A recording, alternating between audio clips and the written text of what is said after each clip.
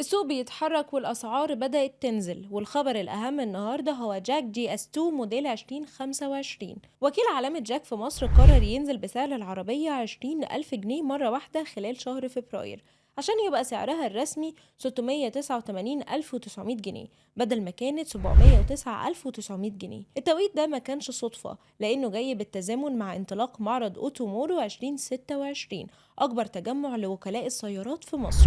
الجي اس 2 بتقدم مواصفات بتخليها اختيار ذكي للي بيدور على عربية زيرو وإمكانياتها كويسة. موتور 1500 سي سي فتنس اوتوماتيك وشنطة واسعة بتشيل 450 لتر، ده غير انها متأمنة بأنظمة زي الثبات الإلكتروني ومراقب ضغط الكاوتش. الخصم ده متاح لفترة محدودة خلال أيام المعرض، والناس اللي بتدور على أرخص عربية عالية عن الأرض بقت قدامها فرصة حقيقية للمقارنة واقتناص السعر الجديد قبل ما يخلص. تفتكر الخصم ده هيشجعك تشتري الكروس اوفر الصينية ولا لسه بتفكر في المستعمل؟